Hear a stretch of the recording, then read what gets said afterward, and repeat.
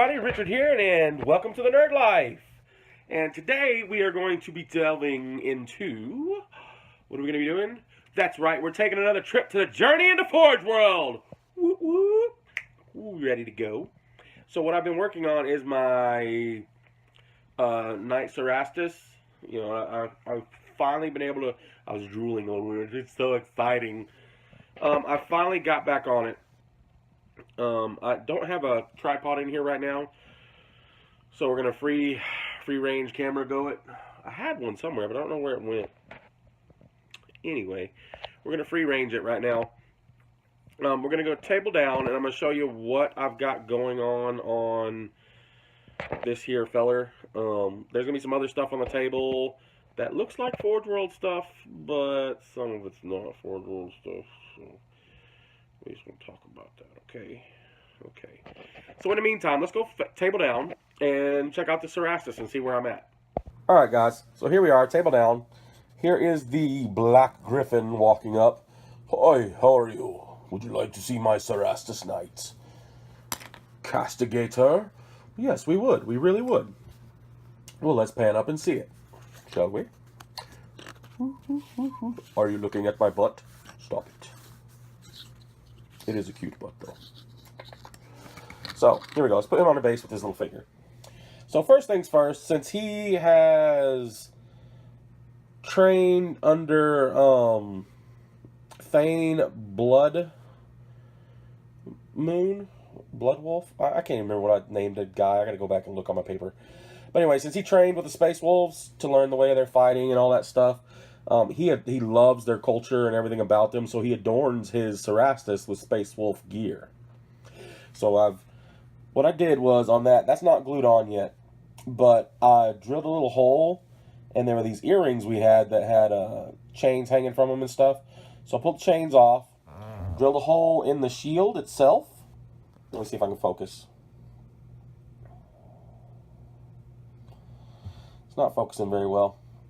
Anyway, I drilled holes in the shield, and then I looped them through there, so I pretty much pierced the shield and hooked the chains on, and then did the same thing up there on his little crotch piece. I pierced it and hooked the chains on, and then put super glue on the back of those. Let me pop this off. There we go. So I bent the chain. There was a little eyelet right there. So when I put it in there, I bent it over, and I put green stuff on the back. I'm going to trim it all up here in a minute. Or not in a minute, when it dries really good. And I know that's not mixed proper.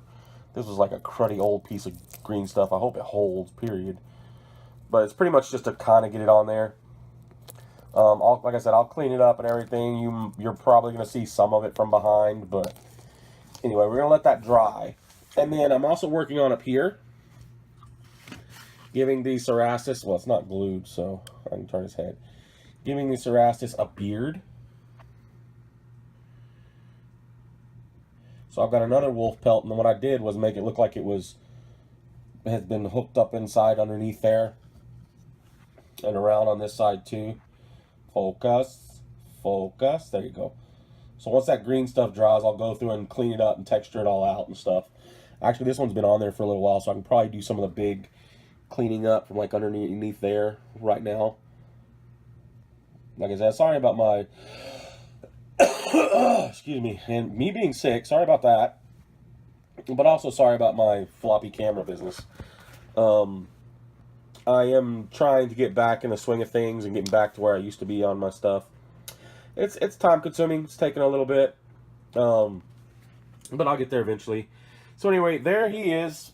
He'll be kind of looking off that way. Once I'm all done, I'll finalize his pose, glue the body. Maybe I may leave the body coming off. But I'll glue the head in the position so he's looking out the same direction he's firing.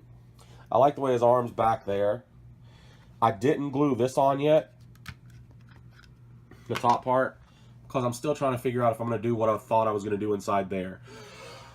Because I was going to put and use the other figure I have of Geiger and make a pilot, but it's so tight a squeeze in there.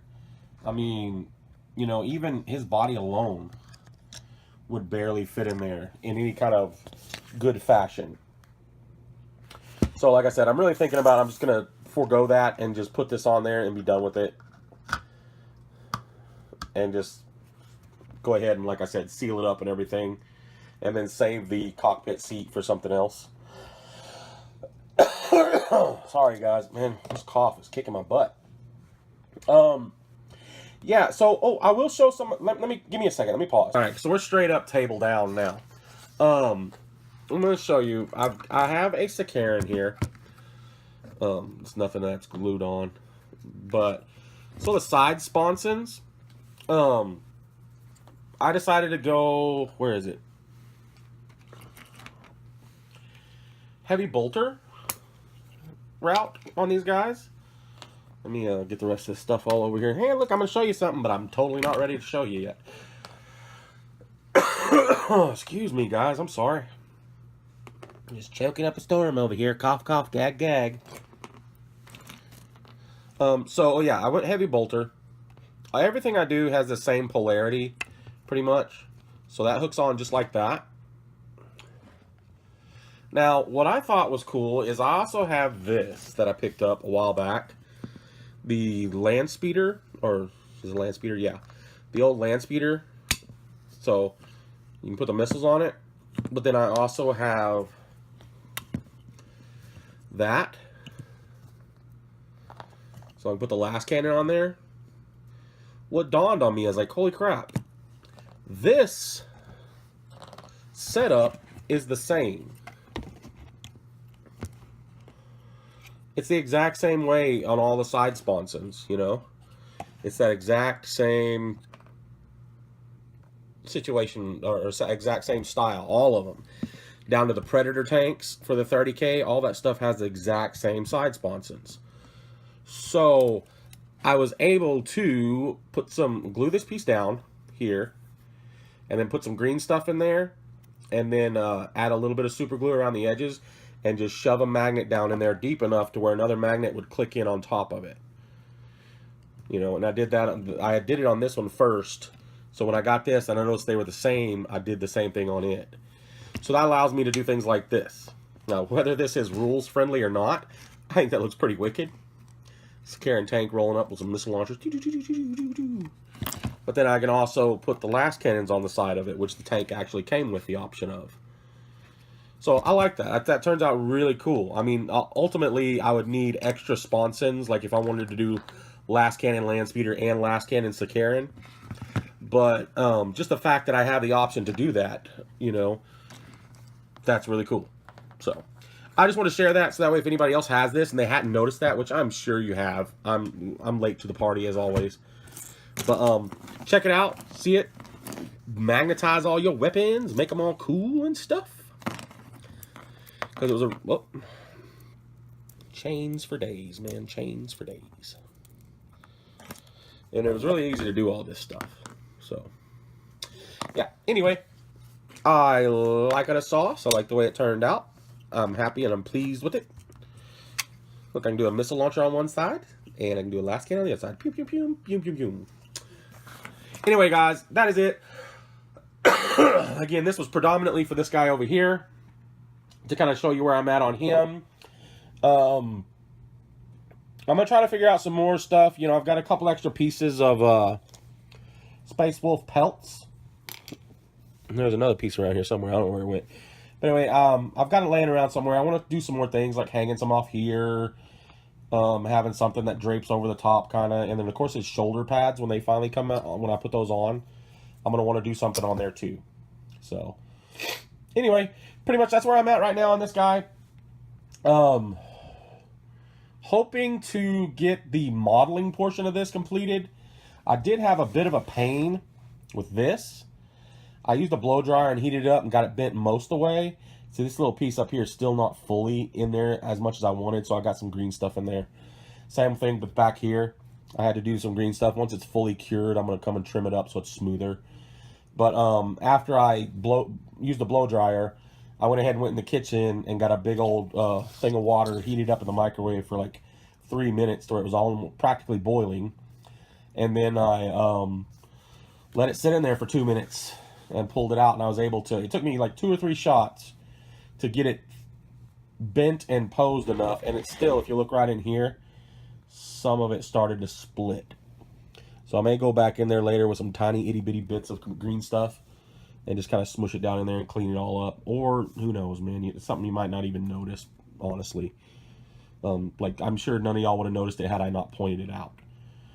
But anyway, guys, I love you all, and I thank you so much for joining me. I'm really and seriously hardcore trying to get back on track with this whole hobby thing.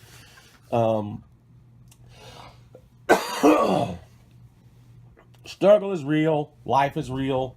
Depression is real. All that stuff is a fun, wonderful chore that kind of takes you away from things that you used to think were pretty much your getaways from those situations. And you know it's pretty bad when your getaway has been taken away, and it makes it hard for you to find that safety zone, if that makes any sense. But anyway, guys, I love you all, and I thank you so very much. I say go check out who should I give a shout out to right now? You know what? What the heck? I'm gonna give a shout out, obviously, to Mr. Idic Beers. Go check him out. Idic Beers. Idic Beers. He's multiple beers now. Idic Beer 40K. He's a super awesome cat, man. I love him to death. He's a really good guy, man. I'm glad to call him a friend. That's for sure. Go check his channel out, and then, as always, my friends, keep rocking that nerd life. I'll see you next time.